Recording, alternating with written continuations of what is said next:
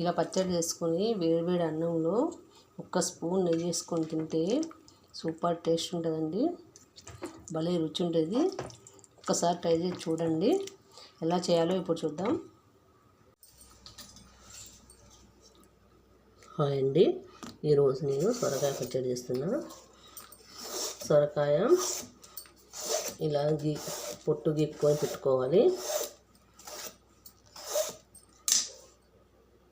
సొరకాయ పచ్చడి చేయడానికి హాఫ్ సొరకాయ తీసుకున్నానండి. ఇలా పొట్టంతా తీసి పెట్టుకోవాలి. పచ్చడి చేయడానికి సొరకాయ పైన చెక్కు తీసి ఈ సైజు ముక్కలుగా కట్ చేసి పెట్టుకోవాలి. ఇప్పుడు కడాయిలో నువ్వులు వేసి ఇలా లైట్గా దూరగా వేసుకోవాలి. నువ్వులు వేగిపోయినాయి, తీసి పక్కన పెట్టుకోవాలి.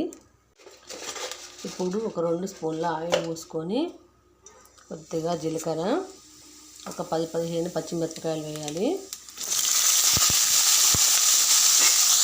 మిరపకాయలు ఇలా వేగాక సొరకాయ ముక్కలు వేయాలి.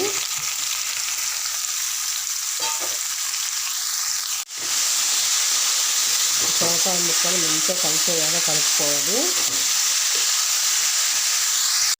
సొరకాయ ముక్కలన్నీ మంచిగా కలిసేలాగా కలుపుకోవాలి.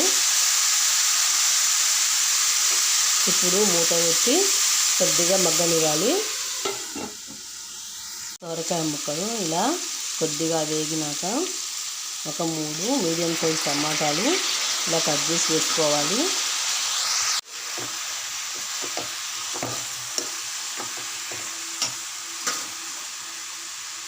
ఒక ఎల్లిగడ్డ ఇలా పొట్టు తీసి వేసుకోవాలి. కొద్దిగా చింతపండు వేసుకోవాలి. టమాటా వేసినా కూడా కొంచెం చింతపండు వేస్తేనే పచ్చడి టేస్ట్ మంచిగా ఉంటుంది. టమాటా మెత్తబడే వరకు మగ్గనివ్వాలి. టమాటా ముక్క, సొరకాయ ముక్క మగ్గిపోయింది. ఇప్పుడు కొద్దిగా కరివేపాకు వేసుకోవాలి. కొద్దిగా కొత్తిమీర, పసుపు,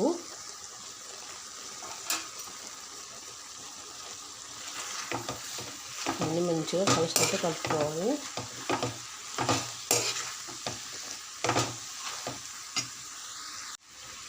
టేస్ట్ సరిపడా సాల్టు,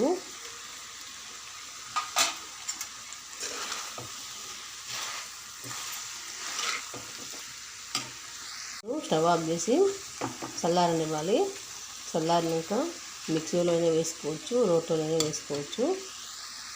ఇప్పుడు మిక్సీ జార్ తీసుకొని ఫస్ట్ వేంపి పెట్టుకున్న నువ్వులు ఇందులో వేసి పొడిలాగా పట్టుకోవాలి. ఇప్పుడు సొరకాయ ముక్కలు కూడా మిక్సీ జార్లో వేసుకొని 2-3 పలుసులు తిప్పుకోవాలి. మరీ మెత్తగా వేసుకోవద్దు. చూడండి, ఇలా రుబ్బుకోవాలి, మరీ మెత్తగా రుబ్బుకోవద్దు. ఇప్పుడు దీన్ని పోపు పెట్టుకుందాం. ఇప్పుడు కడాయిలో ఒక 2 స్పూన్ల ఆయిల్ వేసుకొని ఆవాలు,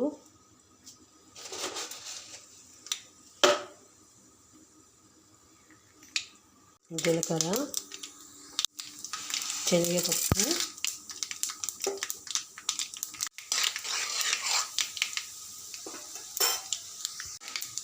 ఎండుమిరపకాయలు 2-3,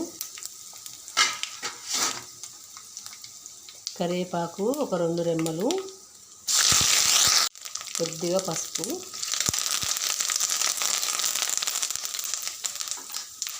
వేసి పక్కన పెట్టుకున్న పచ్చడి వేసుకోవాలి.